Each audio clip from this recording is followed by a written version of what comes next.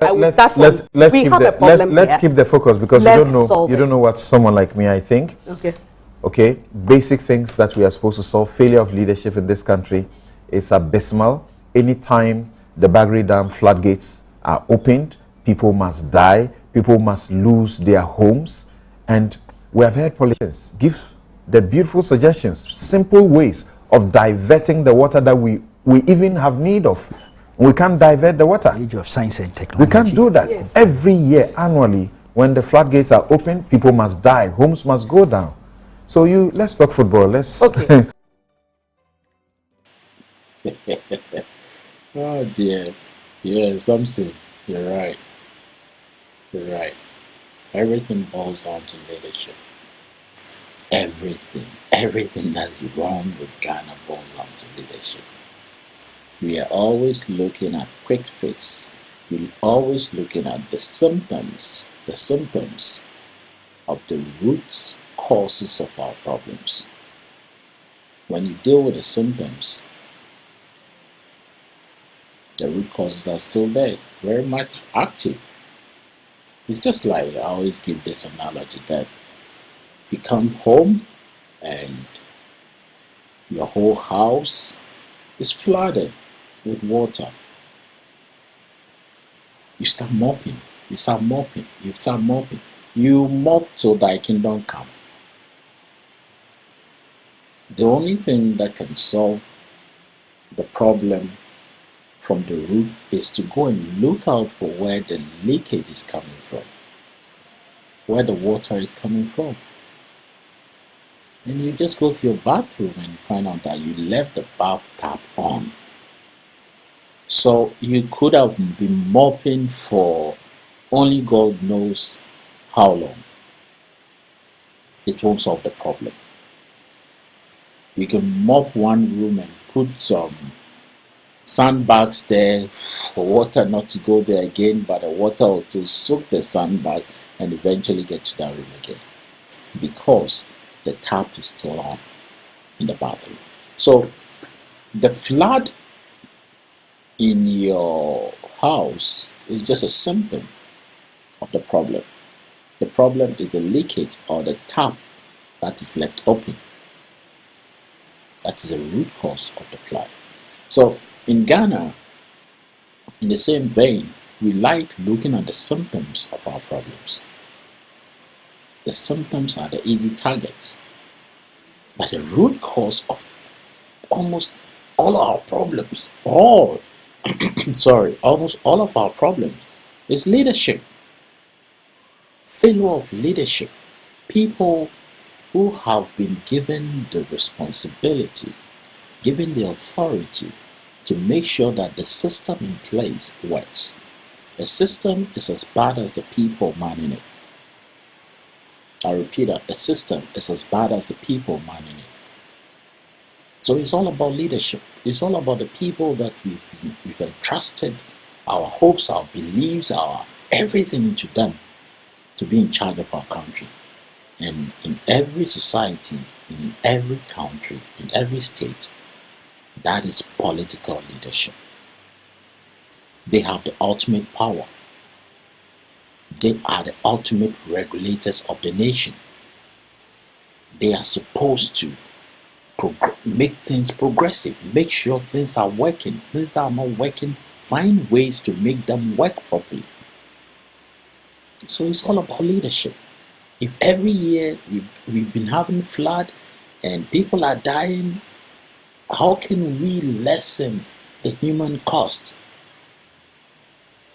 and the economic costs? What can be done to lessen the effect the following year? But the following year it gets worse or the same. It's just like road accidents in Ghana. Every year over 3,000 people are dying on the roads in our country. But our political leaders aren't so dogo bimpo no abe. It's only when one of them gets an accident or a relative of one of them gets a serious accident, then they bear a headline, then they start talking about road safety campaign and all that crap.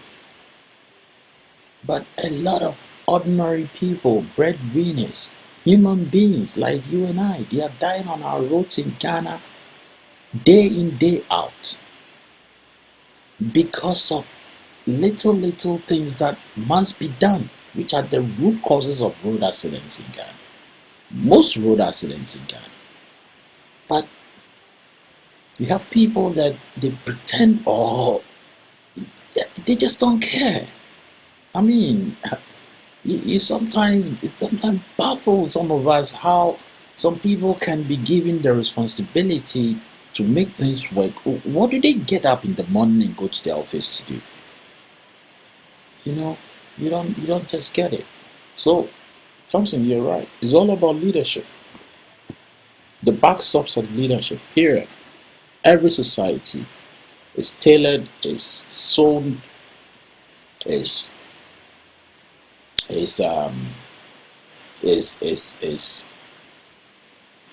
crafted by the thinking and the vision of leadership. That's it.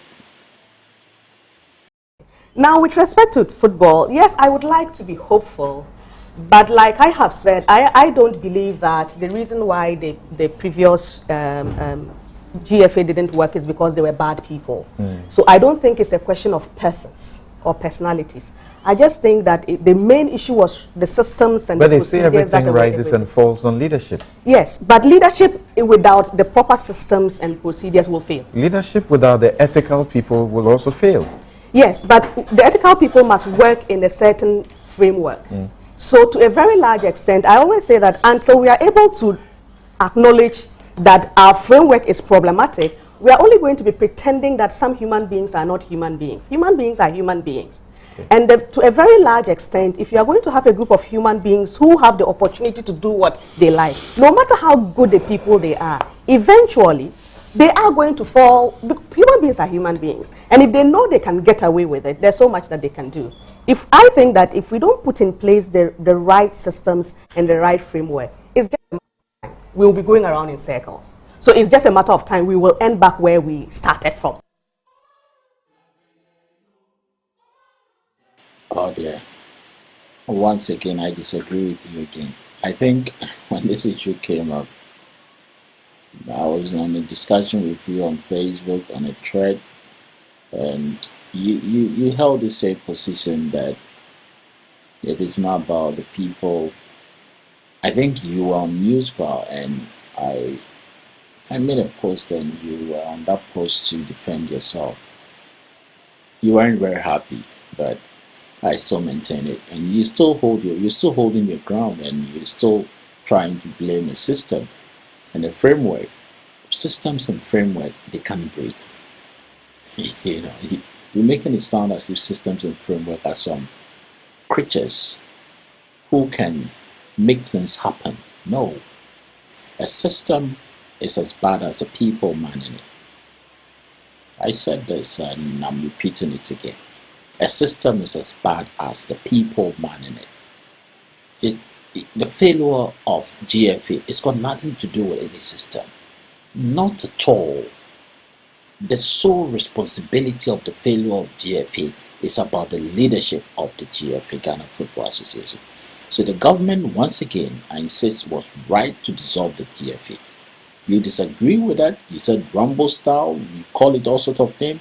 Yes, at some point you have to use the radical approach to uproot a kind of culture of canker that has been created by the people manning a particular institution.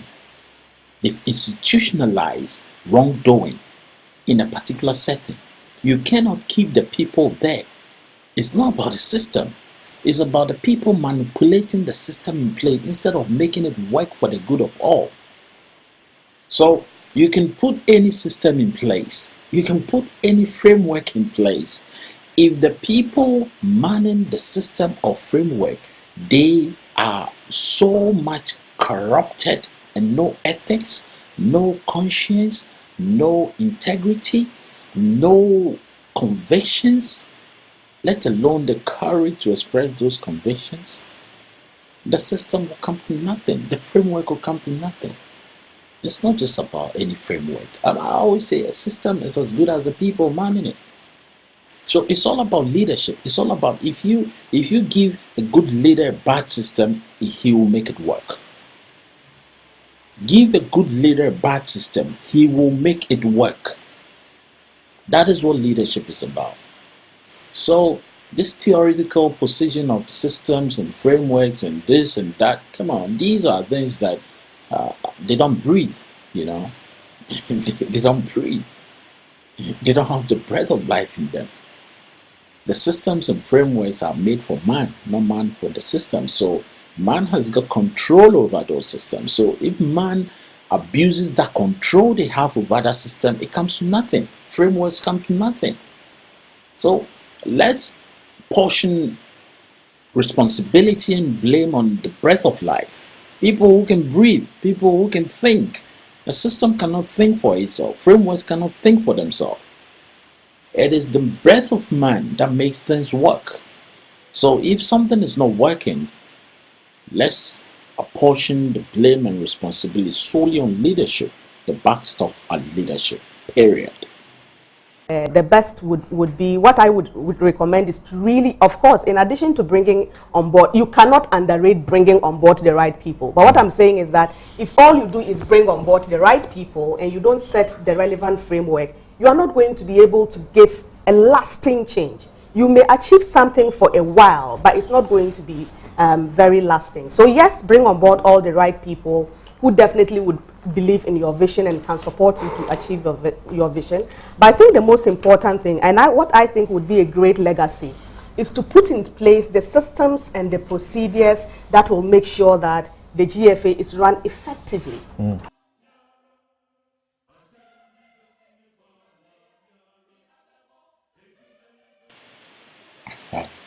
Once again, my sister, systems and frameworks do not breathe, right? The GFA can only be run effectively by decent people who follow ethics of their positions, who have got integrity they want to protect, with strong convictions and the courage to express those convictions. If you dwell your way forward just on systems and frameworks, and you have bad leaders in charge of those fine systems and frameworks you're talking about that you put in place, who is supposed to make them work? Systems don't work by themselves. So when people thought about, oh, we need good systems, we need good this, we need... No. A system is as good as the people manning it. So if you give a good leader a bad system, they will bring the best out of it.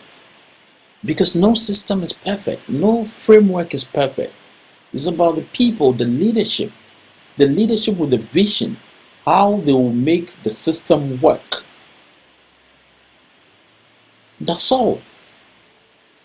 Systems cannot breathe. It's the people put in charge of the system. They are the ones who make systems work. Frameworks don't breathe.